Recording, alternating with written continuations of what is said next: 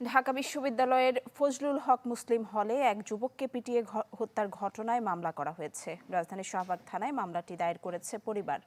গেল রাতে হলে শিক্ষার্থীদের খেলা চলার সময় কয়েকজনের মোবাইল ফোন চুরি হয়। এ সময় তোফাজ্জলকে চোর সন্দেহে আটক করে বেধড়ক মারধর করে শিক্ষার্থীরা।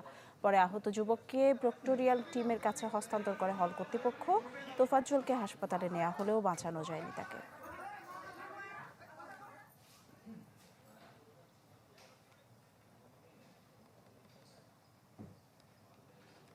যে মানুষটা 4 বছর আগে থেকে পাগল, সে কিভাবে রাজনীতি করবে? আর দলীয় বলতে কি, ও তো নিজের পরনের কাপড়ে ওর মাঝে মাঝে থাকতো না, তাহলে সে দলীয় করবে কি? আর একটা মানুষরে তো এরকম মাইরে ফেলায় না, সে যদি একটা খুনিও হইতে পারে, তারে তো এরকমের জীবন তো মাইরে ফেলাইতে পারে না, বলেন।